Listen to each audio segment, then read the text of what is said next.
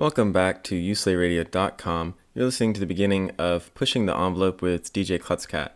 This show is all about interviewing experimental artists of any genre, and today we have Alli Logout of the band Special Interest from New Orleans. They released their second album, The Passion Of, on Juneteenth, and every band member is really contributing something unique and important to the sound. You have industrial drum machines, ambient synths dripping with dread, screeches of shrill guitar, and relentless bass lines. And at the center of it all are Alli's corrosive vocals that form this sound into a new vision of apocalyptic punk. So before we jump into the interview, we're going to play Disco 2 from their first album, Spiraling, and then we'll see you back after that. You're listening to Pushing the Envelope on usleradio.com.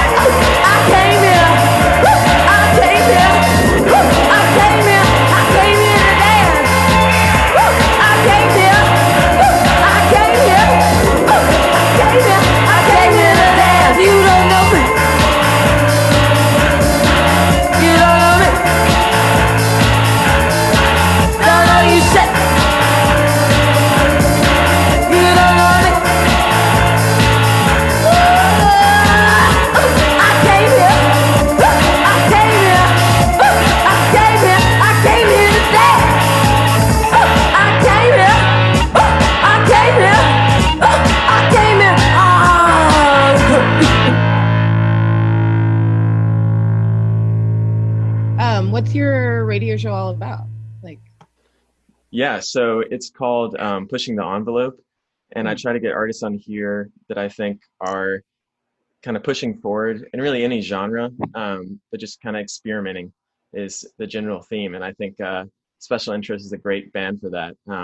We're experimenting here. Oh yeah, it's awesome. Yeah, really excited to talk to you about your new album, The Passion Of, that came out last month, and just how you are in general. How are things in New Orleans right now for you? They're okay. They're a bit intense. There's been a lot of pretty intense legislation and stuff since COVID, and evictions are about to start happening. So everybody's kind of pretty on edge, and just like doing as much work as they can, and a lot, like everybody is pretty involved in all, there's multiple really incredible mutual aids that are happening that a lot of friends are putting a lot of time and energy into. So that's really cool. And then I'm like trying to build a BIPOC space inside of a warehouse right now. So that's taking up a lot of my time. It's literally building. Like physical construction? Like physical construction and also community building within that. That's great. Yeah. That's awesome. Um, so I guess, when did you start getting into music, and when did you start to take it seriously? Oh my God, this question, when did I start to take it seriously? I feel like just 2 weeks ago, right when the album came out, I'm like, oh, this is real. Like, Yeah. I never had any like sights or expectations in music. I was just like doing what felt good. Um, I didn't really have very many dreams within it. I like wanted to get like on the cover of like a zine, like, but I never like expected that like my music would get around in the way that it has. Um, but I guess like as a teenager, just getting into punk from my friends and yeah, and just going to a bunch of shows and then starting to like book shows on my own. And I came from a really small town, and the local punks who were all kind of older. Also, it was near a military base. We'd like rent out this one room schoolhouse, like this old one room schoolhouse in the middle of the woods, and all the punks would come. And like punk at that point, which it still is for me, but what it was then was just like anybody who's weird and different would just come together and like slam to all the bands. Yeah, And that is that was, extremely punk. yeah, and it was really special, and that's always what it was. It wasn't until like I moved out of my small town I realized that punk was pretty oversaturated with like rich white hardcore boys in Texas, and they were really mean to me, and they were really mean to my friends. And I spent a good amount of my life like wanting their like like wanting them to like affirm stuff for me, but like very quickly got over it. Yeah, and it's funny. And then whenever Special Interest like released Spiraling, we kind of got like a like within the punk world like a little bit of like hype, and that was hilarious. And those boys were like now like being really nice to me, and it was very Yeah, but they flipped around real quick. yeah, it's pretty funny. But yeah, yeah, I guess I didn't really start thinking or taking it. I have a hard time with taking all my art seriously. Um, and I feel like that's just a bunch of like internalized racism and stuff like on my own part, and not feeling like my stuff is good enough. But I've had to really, that's also like really fucked up for me not to acknowledge those things. And I've like realized that recently, like I do have like kind of a career, which is hilarious. Um, and yeah, it's just because I have a pretty warped view of like my own self, which is why I've felt those ways and haven't been able to like actually see what I'm doing or Right. appreciate it. I'm just like, I'm doing what I have to do. This is the only thing that feels good to me. Yeah. Well, Yeah. well, in addition to your career in music, you're also the co-founder of the film production studio La La La. Mhm. Um, what is your goal with the studio? What kind of films do you want to see come out of it? And do you find like there's any similarity between making films and making music? Oh my God. Yeah. They're almost the exact same process. Yeah. Well, Studio La La La was a thing me and my best friend, Juicebox Burton, came up with. As like what we wanted was to have enough equipment to like make our own stories, and then also be able to do community workshops like with our equipment, so people could like have narrate their own stories. And so like the goal of the studio was for people of marginalized voices to get the tools to tell their own stories. And it's a that's just like a really incredible process in and of itself. I was around whenever Juicebox was making her first film, and it was a really incredible um, thing to like watch like come out, and like the way that she was thinking of ideas and la la la. And we say la la la to us is just like um, etc. It's not even etc. It's just like when you can't think of the thing and you're just like whatever la la Yeah. la.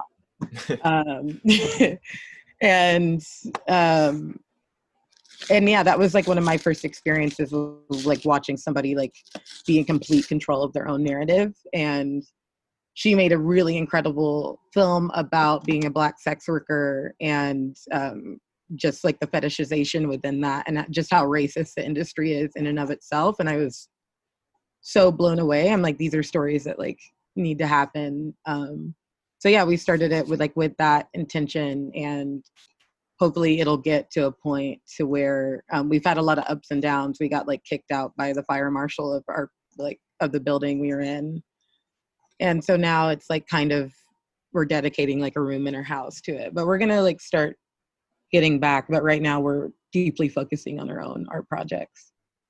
Um, but filmmaking and music, the similarities, it's all just improv. And like I don't know, whenever you make music and whenever you make films, like they all have like a beat and like a flow that like you um like maneuver in between. And like vocally, the way I work is like while we're like jamming out a song is I like start like improving over it, and like maybe not even saying words, but just starting to have a vocal pattern along with the beat until it turns into words. And that's kind of how a film is. And like writing films, like there is like you need like it needs to have a beat to it and a rhythm and like a heart that you have to like kind of go with the flow with and like go back to and rethink. And I think that's why like both of my like artistic forms are like within those two things, because they're very similar for me, or like the way that I like to operate within them. Yeah, that's really cool. I've never thought about like making a film that way. It's like there's a common beat that you kind of work around. Mm. Um, but yeah, I guess let's jump more into the recent album. And I mean, your first album, Spiraling, is pretty dark, but I feel like a lot of it is kind of focused inwards. Whereas Mm. The Passion Of seems to kind of like widen its scope, both like lyrically and sonically. Like Yeah. whenever I listen to it, I think of like this hellscape and just a bunch of people getting in one last dance party before like the world just sets on fire. Yeah, you got it. That's basically it. I really hear that. Was that kind of like the plan going into it, to kind of create this apocalyptic feel? And did that kind of change at all while you're making it? No, that um there wasn't any like a specific like intention going into writing it. It's just a culmination of like what has been happening um in my life the past few years um of just like getting like a broader scope, like I don't know, just trying to like broaden my scope and ask questions. And I feel very frustrated. I feel like satire is like a thing within like within all our music. I mean, yeah, not too big, but I know I like to ask questions. And I think the past few years specifically in my life, like being involved in just culture, as in like making music and films and like partying with friends, there there just like seems to be like this lack of like awareness, or like we all say that like we're aware of things, but like truly um in a lot of ways we're not. I don't know, I just felt like asking all the questions that I'm thinking. I'm like deeply trying to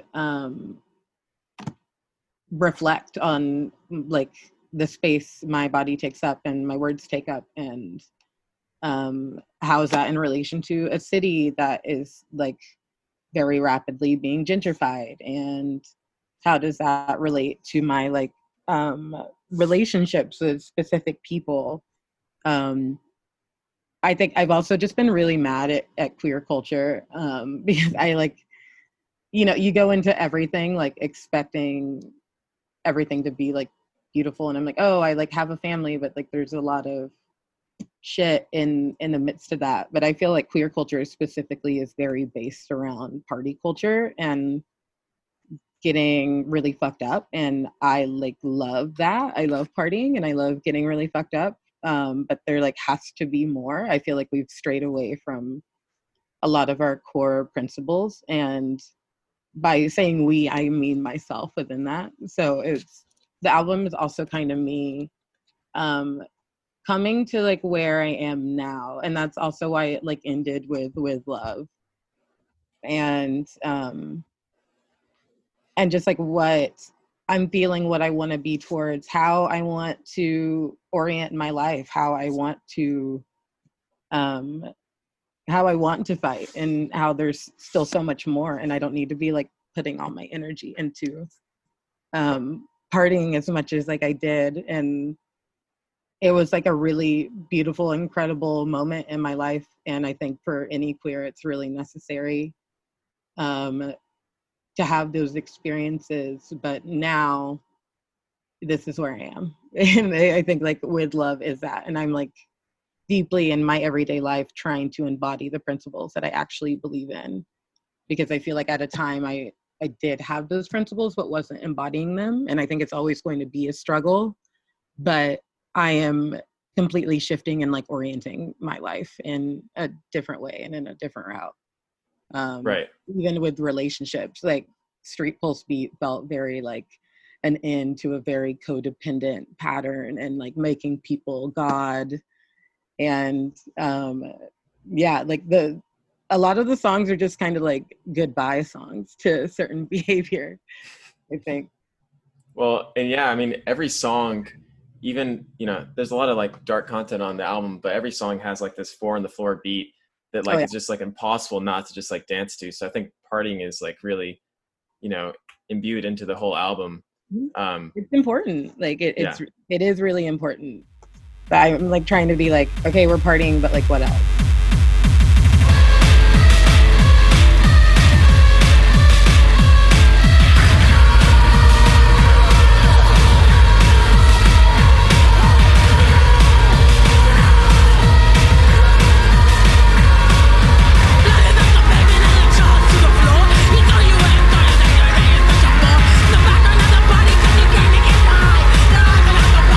Ready for the race. My, I am like the ticket high. Try what now?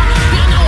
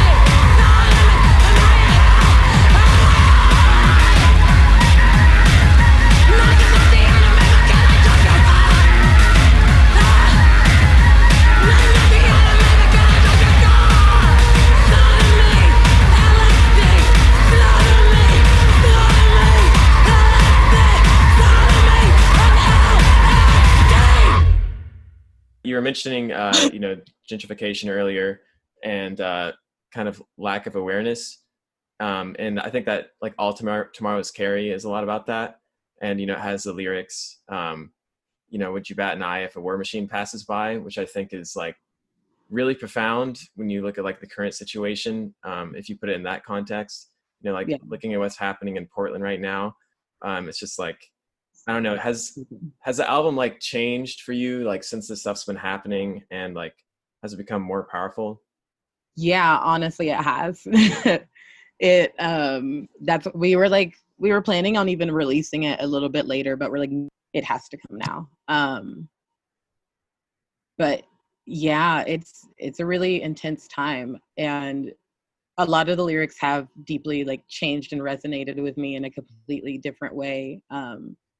Whenever I was writing All Tomorrow's Carrie, I was at a punk show that was like happening by these train tracks, and literal like tanks and stuff were going by on a train. And I was just like looking around at like everybody who's there, and we're all like gentrifiers and like partying. And I like frequently have this moment of like how I said, being really frustrated, and also really frustrated with myself within all these things. And so, yeah, I wanted to touch on that. And it's a really hard subject to touch on because I am in the midst of it. And the thing is, like, we all are in all different cities across the world, and we need to talk about it, and we need to figure out what we can do. And yeah, All Tomorrow's Carrie kind of turned in more to like a call of action after like all the uprisings.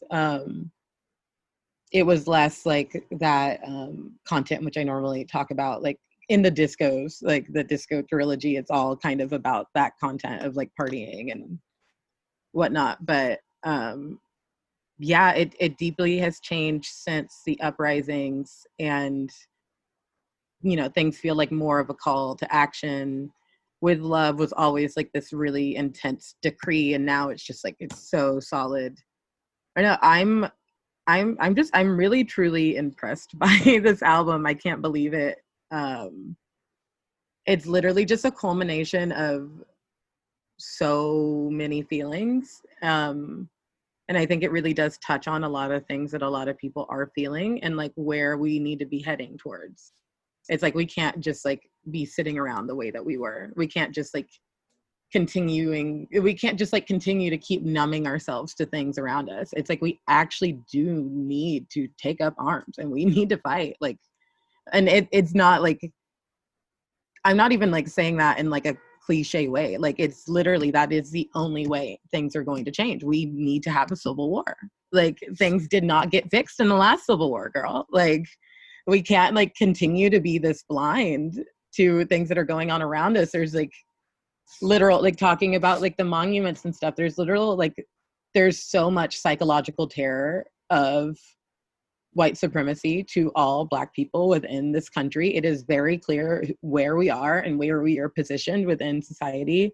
And these things have not been changed. And we have been told that they have been changed, and just have consistently been getting hurt, and just over and over again. And I look at like my friends, like my Black, queer, and trans friends, and everybody I know is just very deeply spiraling, and are having breakdowns constantly, and are like really hard to be around and take care of. And it's because like we are literally at war, and it's like this war that like we want to pretend like we aren't seeing too, and that's why we are like numbing all the time. But also it's just like nobody else is like acknowledging it. Like the white people within our community and within this world aren't acknowledging that these things are happening, and that there are these very specific systems in place. And it's really scary. It's really, really scary.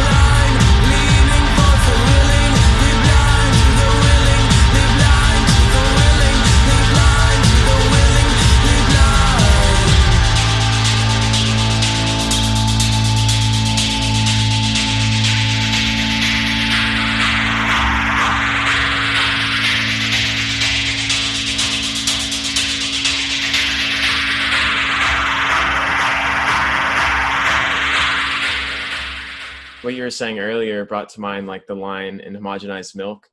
What happens when there's nothing left to gentrify and genocide is on your side? Is that that sounds like it's directed towards like white people, particularly, who are just like completely blind to what's going on. Absolutely. You nailed it on the head. That was a song for you. But it's also a song for anybody who is gentrifying. And the thing is, like, genocide is on our side.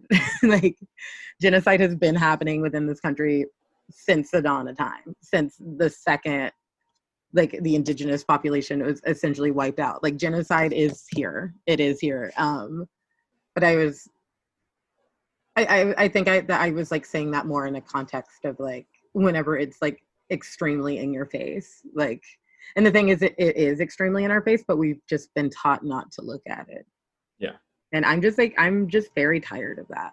I'm very tired of that. I like also grew up very like Christian and like extremely religious in a really scary way. And also like went on like mission trips to South Africa and was just so brainwashed. And I think about brainwashing all the time. And like how like we are told not to acknowledge very particular things about our reality. And I've like been living in a reality also just with my family of that has consistently like denied my reality over and over, and how that has like played out in all my friendships and relationships with people. It's really sad and it's really terrifying. And I'm like doing a lot of like self-work to like stop hating myself over those things and actually start like implementing like tools of like emotional regulation and things into my daily life. But like the fact is I have been told my whole life that like my reality isn't my reality, and it's a really scary thing to confront.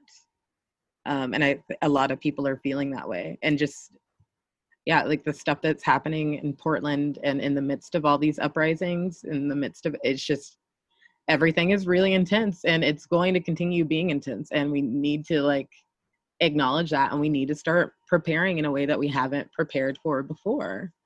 Like we have to like actively, very, very actively get community systems in place to keep people housed, to keep people fed in the midst of all this, because it's just going to keep getting worse. And then we also need to all take self-defense classes, and we also all need to figure out how to shoot guns. Like it is like it's very like we have been like raised to be passive to all these things. And I hope that this album it is a call to arms in that way. Yeah. But it's also a call to arms in that fun way, because still in the midst of it, there are so many beautiful things to like acknowledge in our lives and love. Like there's so much in the midst of everything that's awful about this world. There's still so much joy to be had. And I see that every time I look at my friends' faces, every time we're like having dinner or doing something just low key or anything. I'm like, I literally live the best life in the world, and I know the most brilliant and beautiful people like that I would be nothing without. There's so much to just like have gratitude and love over, and like even in the midst of all this, because things are going to keep getting worse and worse and worse. And we also have to remember there is a lot of beauty within everything.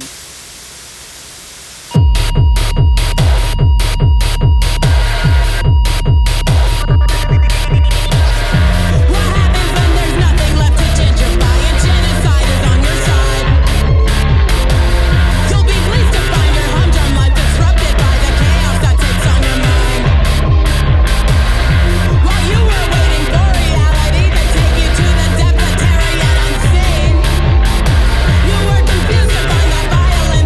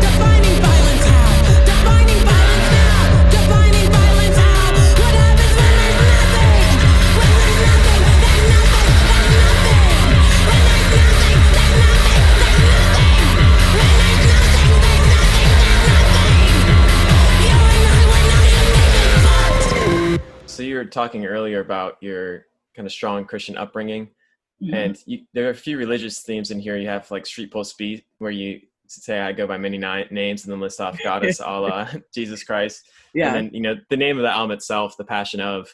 Mhm. Yeah, what kind of inspired putting that stuff in there? Yeah. That's fine. I'm glad you caught that. That's so funny. I don't even like realize when I'm writing stuff sometimes, or like just how much like my um deep Christian background has like influenced things. I also talk about hell a lot within partying. I think in the first disco I mentioned hell, but also disco 3 I mentioned hell. Um and like to play with like I like to think of the party as hell sometimes because it feels like that. Um I know within Street Pulse Beat, um I had that was like one of the only lyrics I had like pre-written, and I wanted to throw it in something, was that breakdown of I go by many names. And I was wanting originally to like make this song about as just essentially how am I gonna put this? I wanted to like write a song. I wanted to write a song about sex work specifically, and just like uh, I don't know how to put it. I don't know how to put it. But I was like trying to make an allegory to a situation, but what it ended up being, what that lyric ended up taking on was more of like whenever I was thinking of Street Pulse Beat, I was like deeply confronting my codependent patterns within relationships that are just awful, and I often do this thing where I make people God, and she's gone to some coda meetings and like knows like a bit more just about codependency. And yeah, so that lyric then turned into just thinking about codependency and making people God, and feeling like I can't all my self-worth is like wrapped up within like a lover. And so I wanted this song to just like kind of be a goodbye to those things. And also the lyric like take my wise rough hand, that's like um just like Jesus. Yeah. Take my hand, I can save you, la la la, you can save me. And those things just like aren't reality, and that's also Christianity in and of itself. But yeah, it being called the passion of, I don't know where I came up with that. We were thinking of just it being passion. It's like, oh, passion of, because it just kind of all culminates together in this specific way. But yeah, I like to also like talk about hell and like what hell means and what heaven means, and all these things are simultaneously happening together in an instant, is the way I like to look at things. And yeah, the Street Pulse Beat it wasn't mainly about like my Christian upbringing. It was more about codependency, and then Right. that lyric in and of itself, I was trying to kind of make um a there's a theme of sequels in special interest and trilogies. I wanted to make a sequel of Service, Okay. Yeah. and that ended up not happening, and I don't have much to say about that subject anymore either. But I've had that lyric for a long time, and it fit perfect with what I was feeling and thinking about in Street Pulse Beat. It's really crazy how that's like the song that people are into, because that was the last one we did. The first take was awful. Like all the takes were awful, because I knew from jump I needed to sing on it, but the band was like, no, like do some like talky thing, and like a sing talk. And I'm like eat like I don't know, like Roxy music, like what do you mean? And I'm like, okay, I want to sing. And then I went into the studio without everybody there and tried it my way, and it hit. Yeah. And it's just it's really funny. That song is like the most emotionally packed for me, and now it's like the song. And I also like, how am I gonna do it on tour? Because I like, my voice is not healthy on tour. Like, and people are gonna want to hear that song. So I'm like very excited, but also very annoyed. But every time I hear that song, I very deeply feel it because it, like, my heart is still ripped open by it.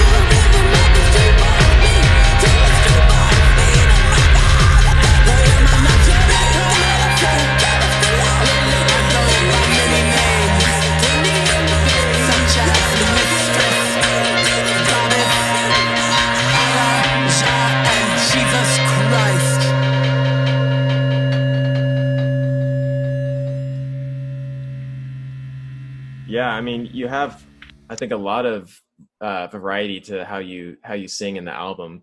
I like sorry, Street Pulse Beat is a really unique one, and then I mean, you also just have so much screaming, but then like you're just switching between like screaming and singing and talking just all the time. Yeah. How did you kind of, get that style? Did you have any influences, or how did you kind of work into that? Oh man, that's a great question.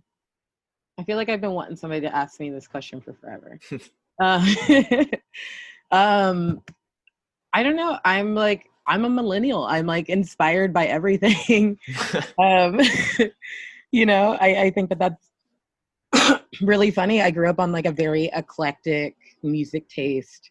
I also like the sect of like Christianity I was a part of. Like doesn't believe in instruments. They only believe in using your voice to glorify the Lord. So I like grew up singing. And I also like whenever I was like a baby punk, I was like very much like 80s hardcore all the way. Obviously obsessed with HR and Bad Brains and the like, yeah, and like those kind of vocal things. And then also very like inspired by just like um performance artists like Diamanda and like Meredith Monk, like the weird art freaks. And like I love T-Rex is one of my favorite bands. I just like I love glam in every single which way and form. And Roxy Music, the like inflection of the voices, like wish everybody would leave me alone, yeah, like Yeah. just like the kind of like talk singiness. And um but yeah, I like very obviously inspired by hardcore, and I still like love hardcore, and I'm very like sad that I'm not in a band that people can slam to. Like that's like that is like a that's a perpetual like sadness of mine. And but it comes out in Special Interest, but like there's nothing like hardcore about us in that way. I mean, there is. It's like my stage performance is also like very reminiscent of that and like pays homage to it, but our music not all the way. But I really like just like sassy voices. And you know think a lot about like Betty Wright and like, or whoa, not Betty Wright, whoa, Betty Davis. And just I don't know, I like nasty voices. Yeah. I like really like nasty sassy voices. And um I think it's like really funny when I do them. But yeah, it's all over the place. I listen to everything. I also love everything. And so yeah, it all has just like culminated into this weird music project where I feel like a lot we have like a common denominator in a lot of our songs, but they're all very different. And even on Yeah. Spiraling, they're all very different. And that's what I like about it. It's not it doesn't feel cliche, but it like pays homage to everything good. I feel like Yeah. Yeah, it uh, sounds very new. Like you mix a bunch of different genres in, but like mm, something what's coming out is something very unique.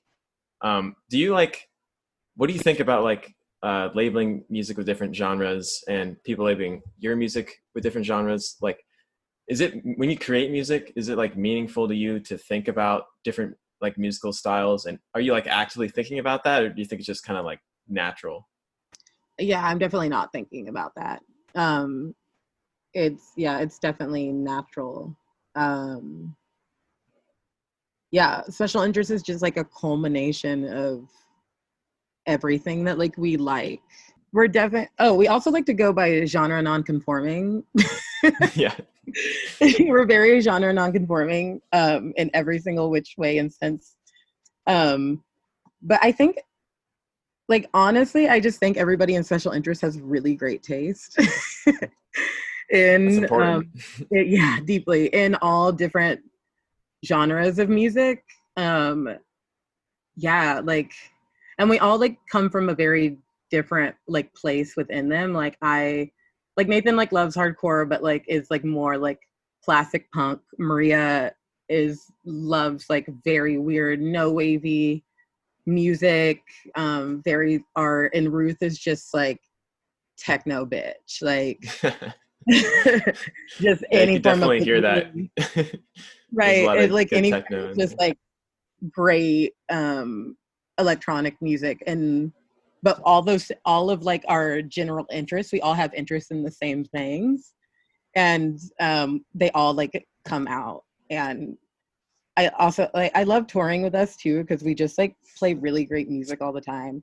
I don't know, I feel like I work with the most brilliant bitches in this band. Everybody is just um really um they're just extremely talented and really fun, and are constantly challenging me and having me um rethink who I am all the time and what I Yeah. like. And yeah, Yeah, I mean, every member of the band is really contributing something unique and important to the sound. Like definitely. it's very vital, like um, to the sound. You know, you couldn't take one member out of the band and still have the same thing, like not even close.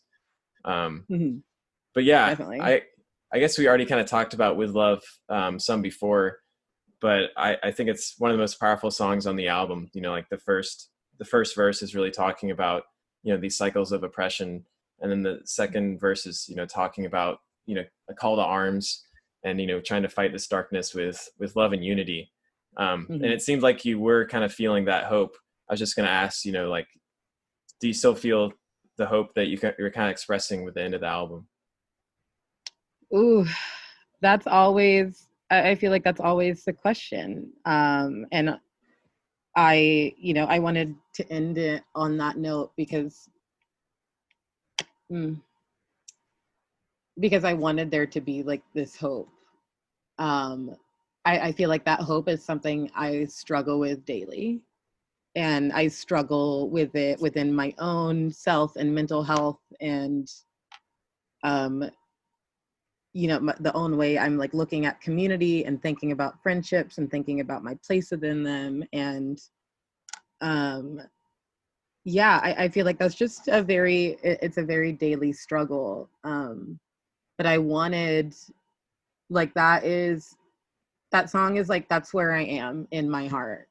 And it's a hard place to get there sometimes. And it's a really hard, um, yeah, it's a hard thing to have hope in times like this. Um, I I think often about how I don't feel prepared, nor do I think my friends are prepared for like the amount of grief that we're about to experience. But I feel like that could be said anytime. And I like am not trying to be an alarmist, but sometimes like I am on those things. But um I feel like we're not really prepared for like the amount of grief that we are about to potentially experience. But in those times of joy, um and whenever like hope does shine its light, like that's what I want to try to hold on to and remember. And what I was trying to do with love, is make this like very strong, powerful decree of um of love, and how trying to like continue building with love and continuing um building trust with people. And yeah, I wanted to, I wanted to convey moving forward. I want to move forward. And I want to move forward with love and with care and compassion. And that's very hard a lot of the times. And I feel like I struggle with very deep mental health things. Um, it's hard to find that hope. But whenever there is that moment where you do find it, you really have to hold on to it. Um, and yeah, I really wanted to leave everybody with that at the end of this album, because I feel like this album in and of itself is a journey. Um, it very much takes you on a journey from every kind of emotion I feel like everybody is having and I wanted it to like strongly end with like, this is where we are, and this is what we've learned, and this is how we need to move forward. And we need to move forward together, and we need to move forward with love. And we have to do the work on ourselves to do that. And it's really hard and it's really grueling. But these are things that are very necessary. And yeah, I wrote that song over a few days in the studio, La La La studio, and which is in a friend's house. And there's just friends coming in and out of there, and everybody's like, you know, Black and brown, queer, and just like kikiing about life and things, just coming in and out. So I'm just like trying to write this thing while like being around that energy of all my friends in those beautiful moments whenever we aren't thinking about all the awful things happening, or aren't like dedicating our time to talking about or dealing with those things, but just having fun. And that in and of itself is revolutionary for people in our bodies, to just be able to feel those things. Yeah. So yeah, that's what I wanted to do with that. Well, I think you 100% achieved your goal. I think it's a beautiful way to end the album. And yeah, just such a powerful album in whole, and feels really relevant right now. And yeah, thanks so much for, putting it out in the world. And thanks for talking with me. Yeah, it's a great thing. It's a really fun interview. Yeah. Cool. Followed by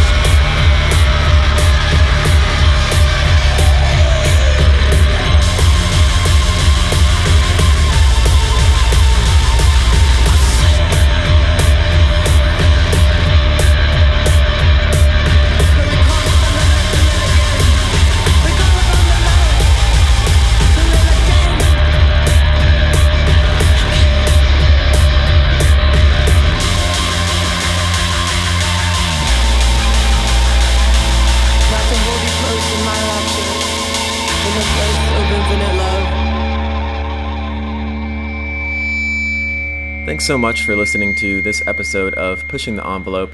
If you like what you heard, you can buy Special Interest music on Bandcamp, and they're also on all streaming platforms. Next week, we're going to have Namdi in for an interview about his recently released album Crazy Carl, as well as Brat, which was also released this year. So make sure to tune in next week. See ya.